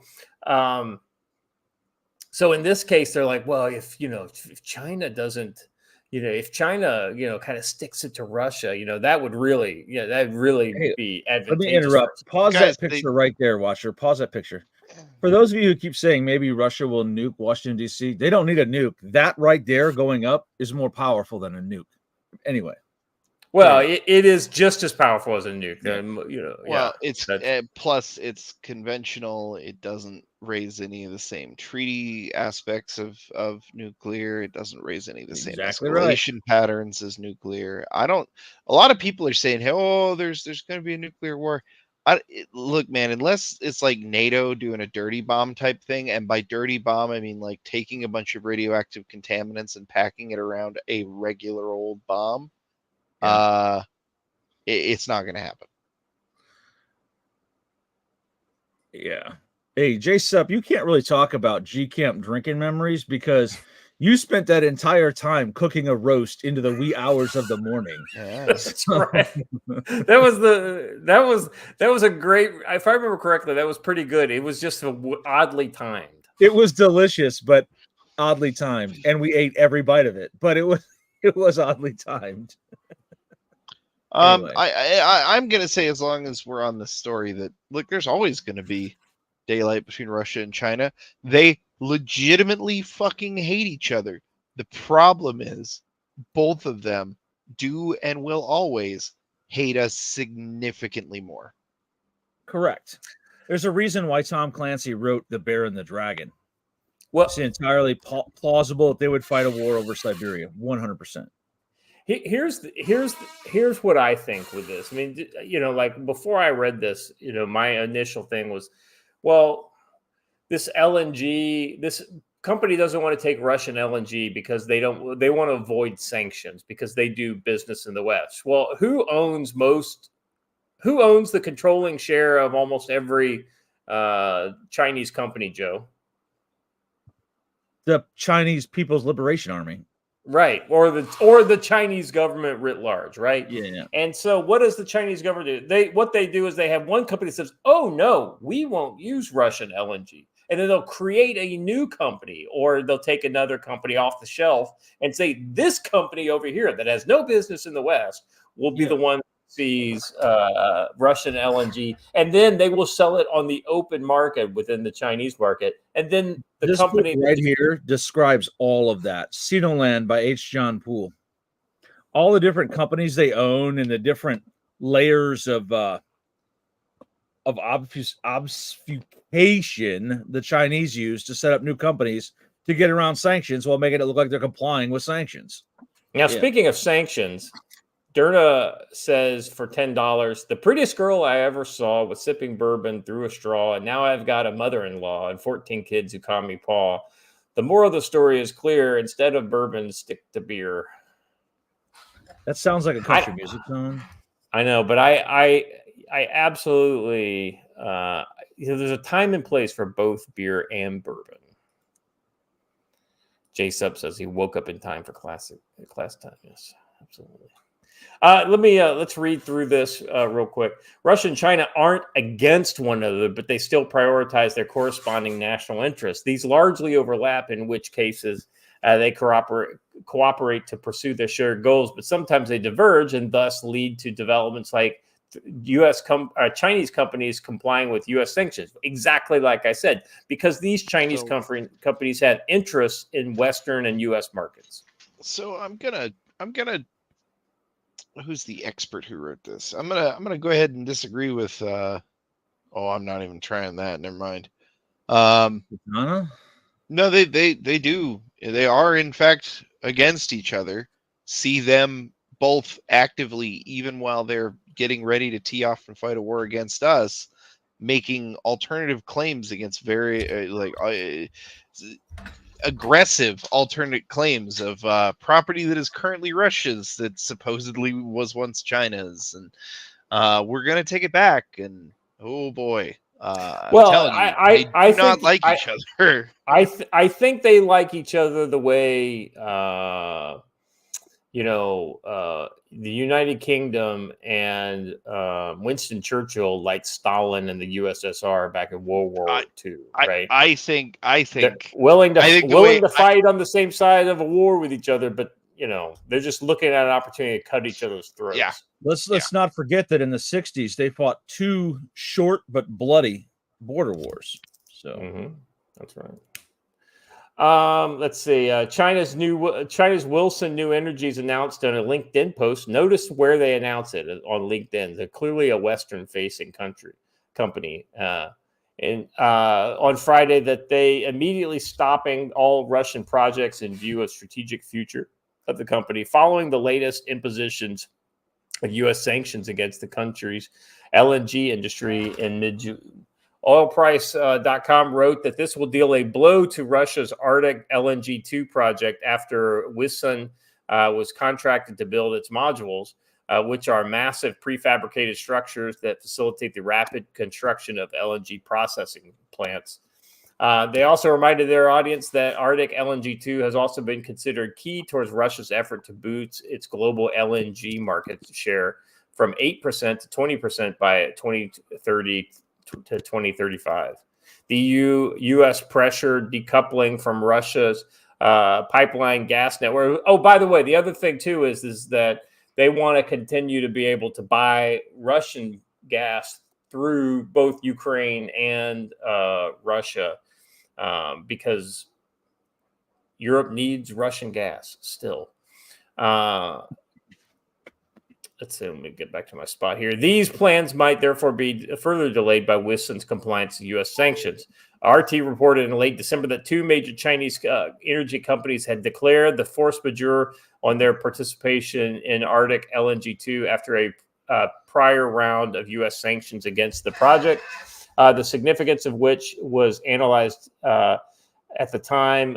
To bring the reader up to speed for their convenience, the takeaway is that China's complex economic interdependence with the West predisposes its national champions into complying with the bloc's unilateral restriction in order not to lose their market there. Once again, it goes back to Chinese entities dealing with the West want to stay kind of clean, right? They want to be on the right side of everything. And thus, they avoid getting their hands dirty with these Russian projects. But some other Chinese entity will be the ones that actually do these deals in the end. So that's the first piece of this, right? So they're looking for these kind of, China going their own way in their own national interest. But ultimately, it, hurting the U.S. is in China and Russia's interest these days. Another way Russia is looking in the East to hurt the U.S., or at least to balance against U.S. interests in the East. China is watching warily as Putin and Kim forge new alliance. So once again, they're looking for an opportunity to kind of paint this as a growing gap between Russia, and China. Did you guys? What was your? Have you seen the memes coming out of the Putin Kim Jong-un meeting? Some pretty funny stuff, actually, with Putin and Kim riding around in that car. No, the best meme of that was the three of them riding around. It's got Putin and I guess it's just the two of them. There's an interpreter in there, but they're riding around in a car, and it goes, "So I didn't even have to destroy America. Joe Biden beat me to it." It was classic. Well, there was an edit where somebody made it like they were running over Biden and I think Hillary Clinton or somebody like that in the road. Like, what was that? It says here, Russian President Vladimir Putin glided through the crowd-lined streets of Pyongyang atop a luxury Mercedes-Benz alongside North Korean host Kim Jong-un last week. The two autocrats' most important partner was watching from the sidelines hundreds of miles away in Beijing. 5 years ago, Xi Jinping was offered the same open-top ride with Kim when he became the first Chinese leader to visit Pyongyang in 14 years. At the time, the two leaders vowed to strengthen ties and deepen cooperation, but the language paled in comparison with the breakthrough new partnership struck by Kim and Putin. Let me be honest. This is all about North Korea sending artillery shells to Russia is what it's all about. In a wide-ranging treaty spanning political, trade, and investment, and security cooperation, North Korea and Russia pledged to use all available means to provide immediate military assistance in the event that the other is attacked. Putin said Russia and North Korea have ramped up ties to a new level. Kim, meanwhile, called the new alliance a watershed moment in bilateral relations.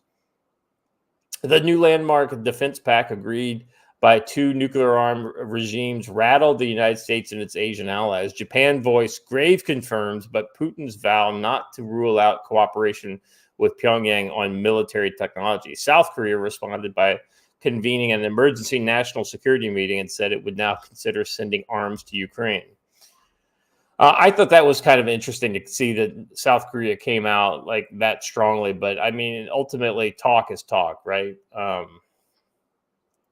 Now, let me ask you this, guys. What do you think this puts a gap between China? Do you think it makes China nervous at all? No. Yeah, me neither. China's in a pretty untouchable situation globally.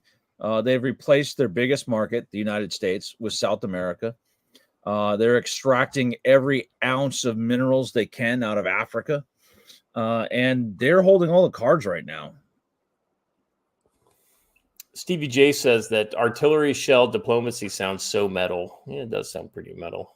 The irony is that if Kim is emptying some of its coffers of ammo in order to send them to Russia, oddly enough, from somebody sitting here on Penn, it makes me think that actually stabilizes the situation here in South Korea, North Korea, because if Kim is outloading ammo, then he's less likely to use ammo in the near future. You know what I'm saying? If he thought he was going to need a lot of ammo in the near future, he would continue to hoard. So I think that's, either that or he knows how much overkill he has.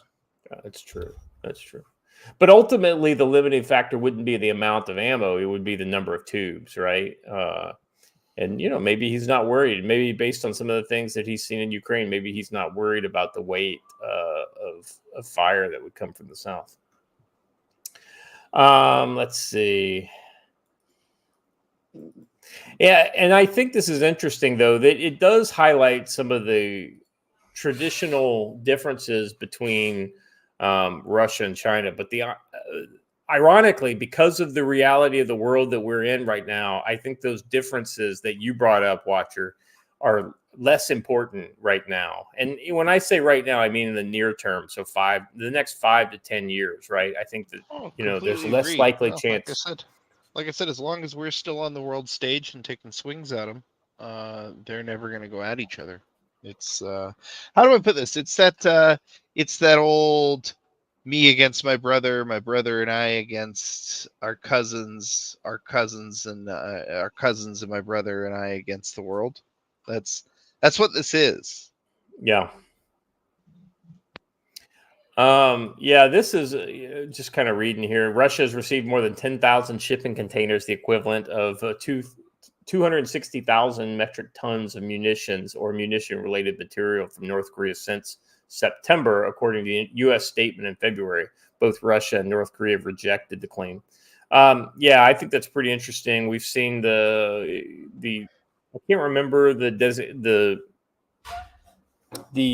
North Korean missile designation, but it's similar to Iskander's, and we've talked about this in the past with a 50% failure rate. It's still it's still a lot more missiles they wouldn't have had otherwise.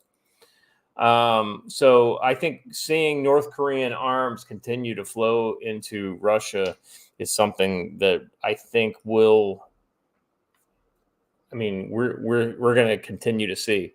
Now, moving from China and Russia to China on Philippine stuff. So this is another kind of outgrowth of what we saw with this attack by Chinese Coast Guard against Philippine Marines and I think they're Marines and SEALs, but or it might have been some Coast Guard guys in there too. Philippines won't invoke mutual defense treaty with U.S. after Chinese confrontation at disputed shoal. So we watched the video last week of this. It was pretty dramatic, I thought, pretty interesting. I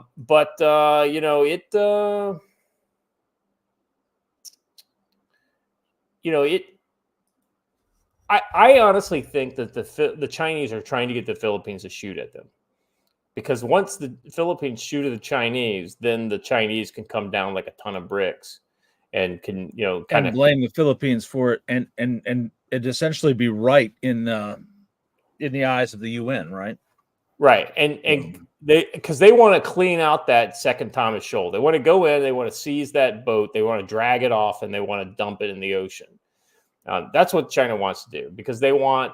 I think that China would love nothing better to then come in and create an island on top of that atoll. Well, and China is also playing to everyone else they have a border dispute with in the area. Vietnam, Brunei, a couple of the other countries that they have some disputes with, by saying, look at what we're going to do to the Philippines. You don't want that to happen to you, do you? It'd be a shame if something happened to that island. Yeah. So it's also why Vietnam just reinforced their claims in the Spratlys.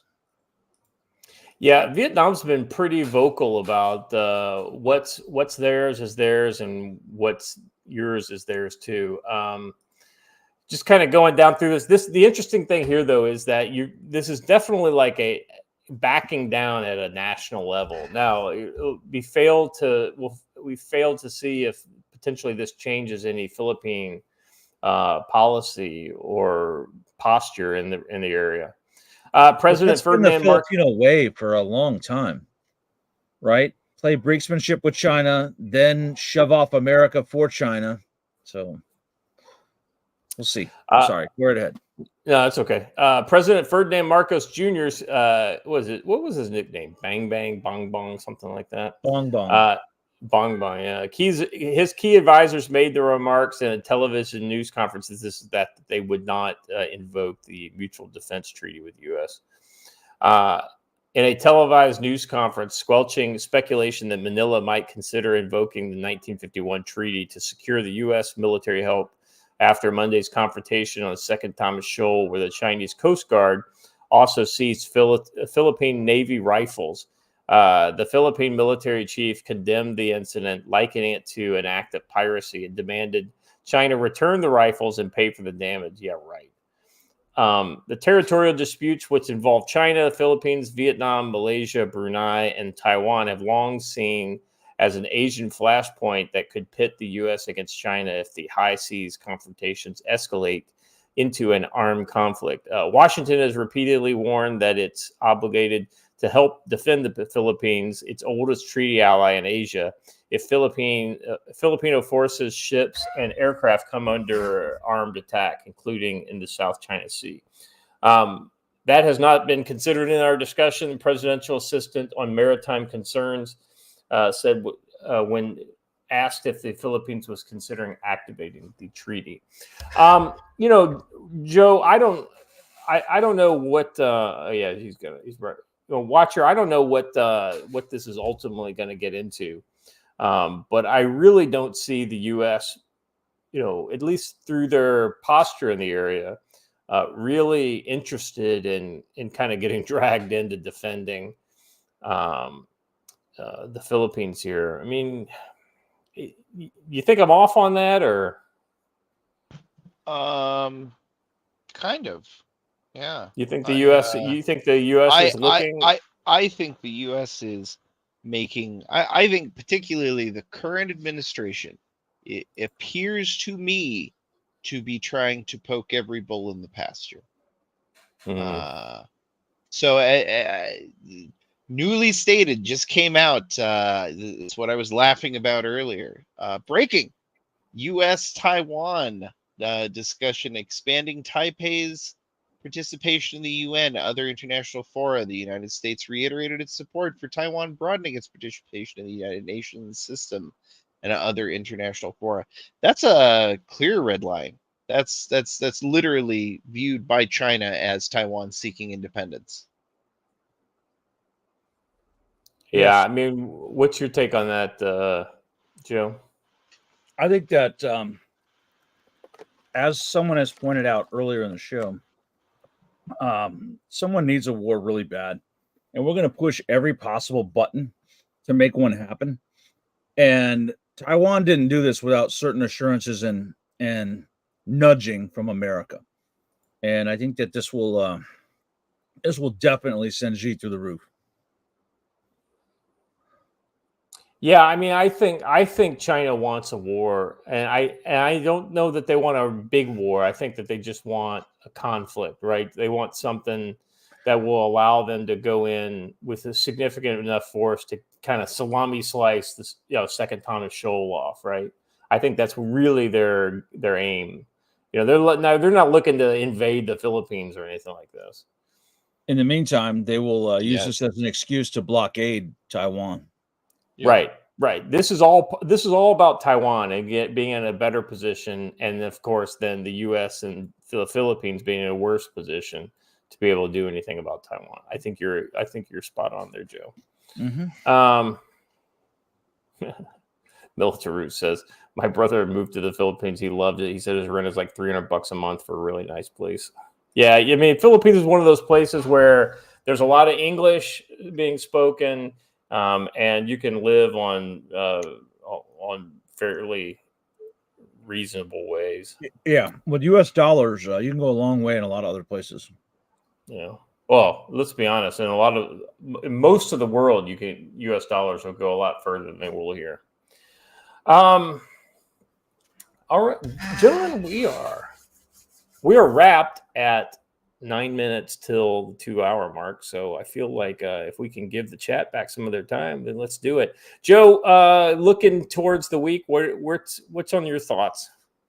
I would watch for a regeneration, a reinfusion of vigor into the pro-Palestinian protests. They're losing a little bit of steam, but yesterday's action in Los Angeles kind of emboldened them. The fact that they did nothing, they got no police input for what they were doing. Ironically, though, when the Israelis pushed back, the pro-Palestinian protesters sure went running over to the police lines real quick, begging for help. I found that interesting. But I would watch for that. More pro-Palestinian protests to come up. Yeah, I think that's actually a good point. Especially if something kicks off with Lebanon.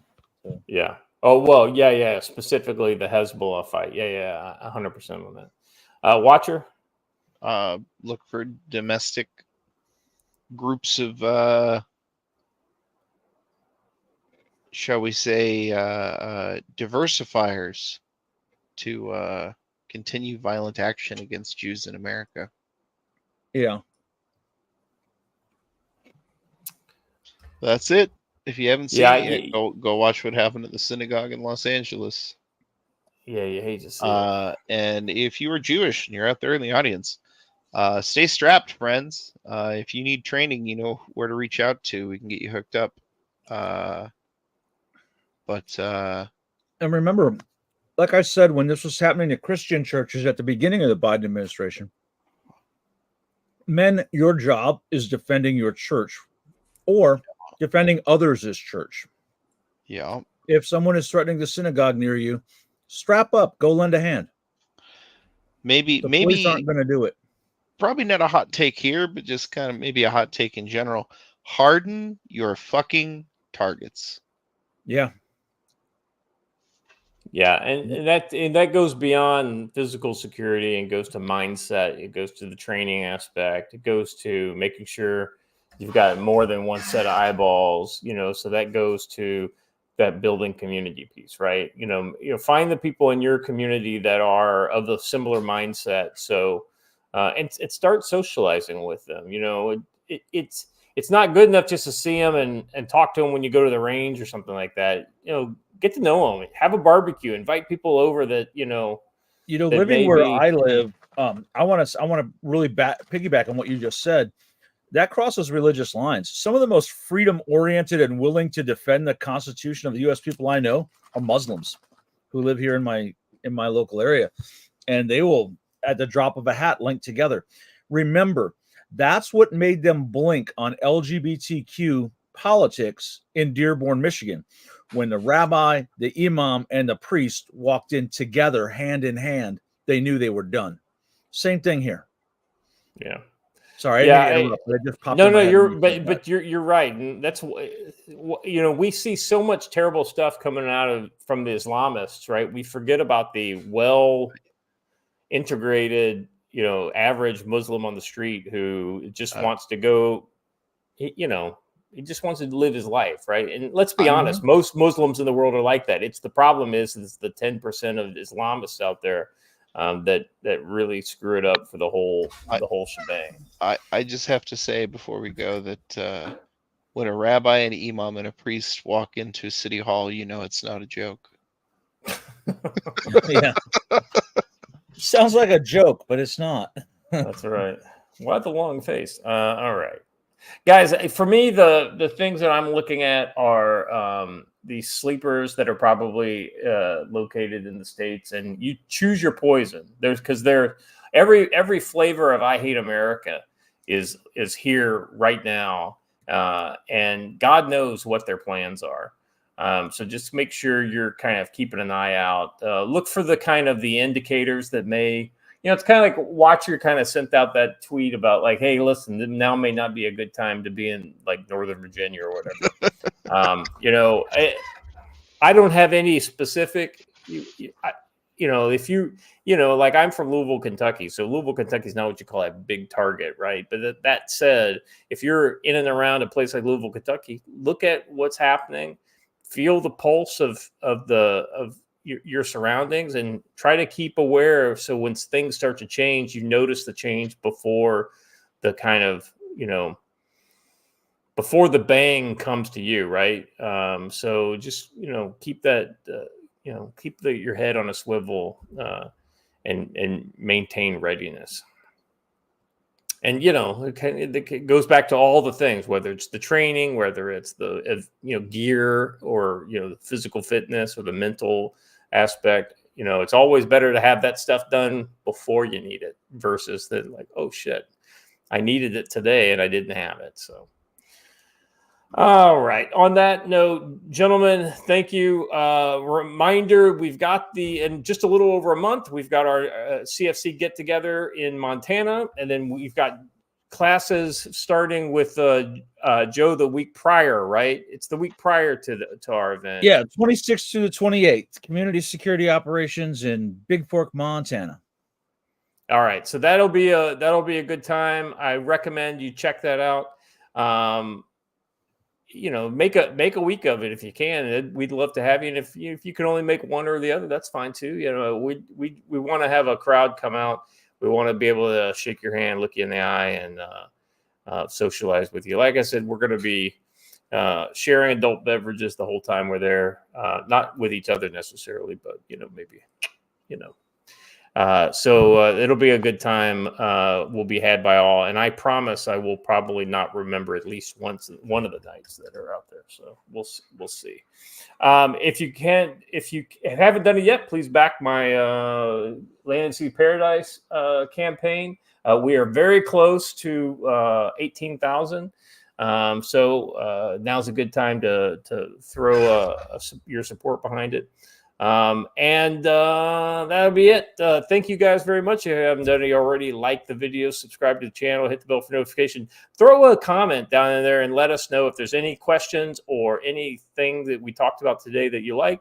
If there's something you want to see us talk about later in the week, some of the domestic stuff or maybe foreign stuff, throw that in the comments as well. That's a great opportunity for you just to kind of let us know, give us a check on what we're doing. So I appreciate you guys all for being here. And as always, stay safe.